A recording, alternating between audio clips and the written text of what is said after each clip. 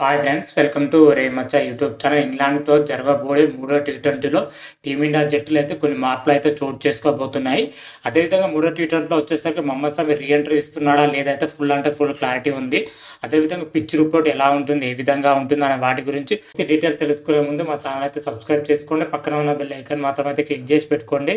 ఫర్దర్గా మేము వీడియోలో అప్లోడ్ చేసినప్పుడు మీకు నోటిఫికేషన్ వస్తుంది. ప్రజెంట్ మన టీమిండియా వచ్చేసరికి ఇంగ్లాండ్తోనే 5 మ్యాచ్ల టీ20 సిరీస్ అయితే ఆడుతుంది. ఇప్పటికే 2 టీ20లు అయితే కంప్లీట్ చేసుకోవడం జరిగింది. 2 టీ20లో టీమిండియా మాత్రం అయితే అద్భుతమైన విజయం అయితే నమోదు చేయడం జరిగింది.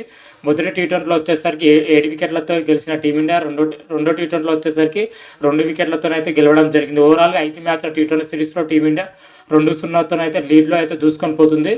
అయితే ఈ నెల 28న వచ్చేసరికి మూడవ టీ20 అయితే జరుగుతుంది రాజ్కోట్ వేదికగా. ఈ మ్యాచ్లో గెలిచి టీమిండియా సిరీస్ కైవసం చేసుకోవాలని అయితే చూస్తుంది టీమిండియా ఒక దిక్కు అయితే.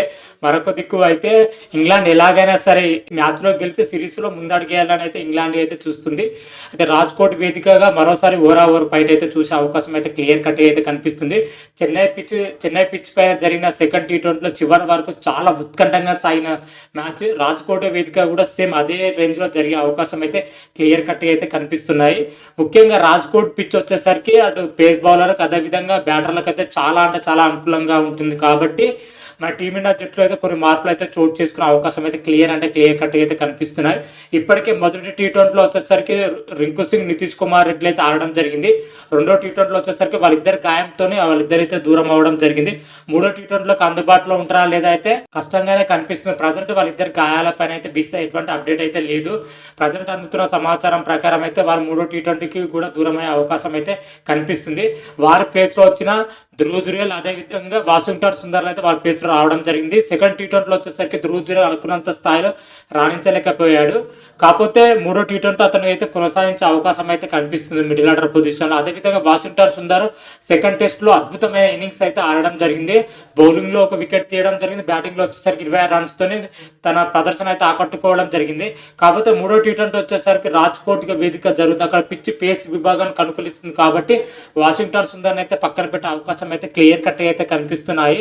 అతని ప్లేస్లో వచ్చేసరికి మొహమ్మద్ షమిని తీసుకునే అవకాశం అయితే 100% అయితే కన్ఫర్మ్ అయిపోయింది. మూడో టీ20లో వచ్చేసరికి మొహమ్మద్ షమి రీఎంట్రీ అయితే 100% పక్కా.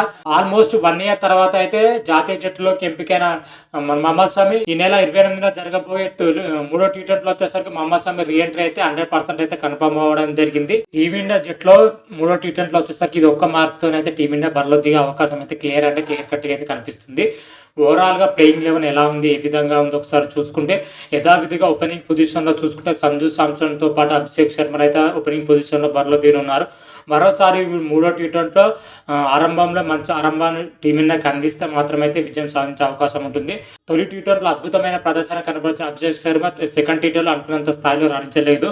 అదేవిధంగా 2 టీ20లో కూడా సంజు శాంసన్ మాత్రమైతే తనదైన స్టైల్ అయితే ఆకట్టుకోలేకపోతున్నాడు. కీపింగ్లో బాగానే పర్ఫార్మెన్స్ చేస్తున్నా కానీ బ్యాటింగ్లో అయితే కొంచెం అయితే నిరాశపరుస్తూనే ఉన్నాడు సంజు శాంసన్. అట్లీస్ట్ మూడో టీ20లో అయినా మంచి ప్రదర్శన అయితే చేయాలి. అదేవిధంగా వన్డౌన్లో వచ్చేసరికి తిలక్ వర్మ అయితే బరిలో దిగనున్నారు. తిలక్ వర్మ గత 2 మ్యాచ్ల నుంచి టీమిండియాకి అయితే మంచి ఆరంభంతో పాటు మంచి విజయాలు అందించడంలో కీ రోల్ అయితే పోషిస్తున్నాడు. మొదటి టీ20లో వచ్చేసరికి 40 పరుగులు చేయగా రెండో టీ20లో వచ్చేసరికి 79 పరుగులు అయితే చేయడం జరిగింది. 2 టీ20లో టీమిండియా విజయం సాధించిందంటే తిలక్ వర్మ అద్భుతమైన ఇన్నింగ్స్ అనేవి చెప్పుకోవచ్చు.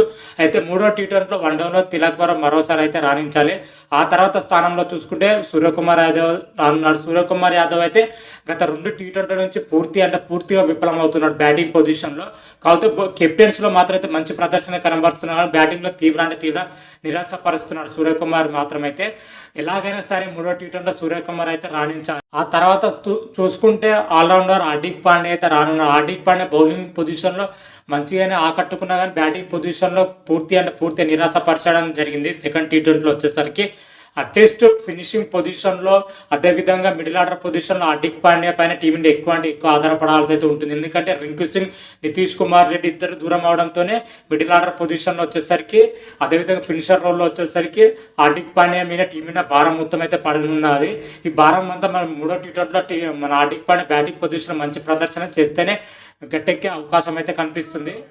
ఆ తర్వాత స్థానంలో చూసుకుంటే ధ్రువ్ జురేల్ అయితే రానున్నాడు. ధ్రువ్ జురేల్ వచ్చేసరికి రింకు సింగ్ ప్లేస్లో జట్టు ప్లేయింగ్ లెవెల్‌లోకి అయితే రావడం జరిగింది. కాకపోతే సెకండ్ టీ20లో ధ్రువ్ జురేల్ అనుకున్నంత స్థాయిలో రాణించలేకపోయాడు. కేవలం 10 పరుగుల్లోపే అవుట్ అవ్వడం జరిగింది. ధ్రువ్ జురేల్ మాత్రమైతే అట్‌లీస్ట్ మరోసారి అయితే ధ్రువ్ జురేల్‌కు మూడో టీ20లో అవకాశం దక్కనుంది. మనం మూడో టీ20లో అయినా తనదైన స్టైల్‌లో ఆకట్టుకోవాలైతే చూసుకుందాం. అదేవిధంగా స్పిన్నర్లుగా చూసుకుంటే అక్షర్ పటేల్, రవి బిష్ణోయ్, వరుణ్ చక్రవర్తి స్పిన్ విభాగంలో అయితే చోటు లభించనుంది. వీళ్ళు ముగ్గురు కూడా బౌలింగ్‌లో అయితే మంచి ప్రదర్శన అయితే కనబరుస్తున్నారు. కాకపోతే అక్షర్ పటేల్ వచ్చేసరికి బౌలింగ్ పొజిషన్‌లో మంచిగా ఆకట్టుకున్నా కానీ బ్యాటింగ్ పొజిషన్‌లో సెకండ్ టీ20లో అయితే కొంచెం విఫలం అవ్వడం జరిగింది. మూడో టీ20లో అంటే బ్యాటింగ్‌తో పాటు ఇటు బౌలింగ్‌లో కూడా అక్షర్ పటేల్ అయితే మెరుగైన ప్రదర్శన అయితే చేయాల్సి అయితే ఉంటుంది. అదేవిధంగా స్పిన్నర్లుగా రవి బిష్ణోయ్, వరుణ్ చక్రవర్తి మరోసారి అయితే బౌలింగ్ పొజిషన్లో అయితే ఆకట్టుకొని ఉన్నారు. అదేవిధంగా ఇద్దరు పేసర్లు వచ్చేసరికి హర్షదీప్ సింగ్తో పాటు మహమ్మద్ షమి మాత్రమే అయితే ప్లేయింగ్ లెవెన్లో అయితే వచ్చే అవకాశం అయితే క్లియర్ కట్గా అయితే కనిపిస్తుంది. గత 2 టీ20లోనూ హర్షదీప్ సింగ్ పేస్ బలాన్ని అయితే మొత్తం తన భుజాలపైన వేసుకుని అయితే రాణిస్తున్నాడు. మరోసారి మూడో టీ20లో కూడా రాణించే అవకాశం అయితే క్లియర్ కట్ అయితే కనిపిస్తుంది. మూడో టీ20లో వచ్చేసరికి మహమ్మద్ షమి మరి ఎంత మేరకు రాణిస్తారో అయితే చూడాలి. ఇప్పుడు అందరి దృష్టి మహమ్మద్ షమి రీఎంట్రీ, అదేవిధంగా రీఎంట్రీ ఇచ్చిన మ్యాచ్లో మహమ్మద్ షమి ఎలా రాణిస్తాడు, ఏ విధంగా రాణిస్తాడో అయితే అందరి ఫోకస్ మొత్తం అయితే మహమ్మద్ షమి పైనే ఉంది. ఓవరాల్గా టీమిండియా యొక్క ప్లేయింగ్ లెవెన్ మాత్రం అయితే ఈ విధంగానే ఉంది. సంజు శాంసన్, అభిషేక్ శర్మ, తిలక్ వర్మ, సూర్యకుమార్ యాదవ్, హార్దిక్ పాండ్యా, ధ్రువ్ జురేల్, అక్షర్ పటేల్, రవి బిష్ణోయ్, వరుణ్ చక్రవర్తి, హర్షదీప్, మహమ్మద్ షమితో కూడిన ప్లేయింగ్ లెవెన్ అయితే ఉండబోతుంది. ఇదే ప్లేయింగ్ లెవెన్తోనే మన టీమిండియా మరి గెలుస్తుందా ఓడిపోతుందా అనేది చూడాలి. రాజ్కోట్ పిచ్ వచ్చేసరికి పూర్తిగా బ్యాటింగ్తో పాటు పేస్ బౌలింగ్ అనుకూలంగా ఉంటుంది కాబట్టి టీమిండియా మాత్రమైతే విజయం సాధించే అవకాశం అయితే ఎక్కువ కనిపిస్తుంది. ఎందుకంటే టీమిండియా బ్యాటింగ్ బలం చాలా స్ట్రాంగ్ ఉంది. అదేవిధంగా పేస్ బలం కూడా చాలా బలంగా అయితే తయారైందని కూడా చెప్పుకోవచ్చు. మరి చూద్దాం మూడో టీ20లో టీమిండియా గెలిచి సిరీస్ కైవసం చేసుకుంటుందా, లేదా ఇంగ్లాండ్ గెలిచి సిరీస్లో ముందడుగేస్తుందని అయితే ఈ నెల 28 నుంచి అయితే మూడో టీ20 అయితే జరుగుతుంది. అప్పుడు క్లియర్ కట్ అయితే మరొక వీడియో చేసి అయితే అప్లోడ్ చేస్తాను. అంతవరకు మీకు ఈ వీడియో కానీ నచ్చినట్టయితే లైక్ చేయండి, షేర్ చేయండి. మరిన్ని వీడియోల కోసం అయితే మా ఛానల్ అయితే సబ్స్క్రైబ్ చేసుకోండి. పక్కన ఉన్న బెల్ ఐకాన్ మాత్రం అయితే క్లిక్ చేసి పెట్టుకోండి. ఫర్దర్గా మేము వీడియోలు అప్లోడ్ చేసినప్పుడు మీకు నోటిఫికేషన్ వస్తుంది. హర హర మహాదేవ్, శంభో శంకర. Thank you.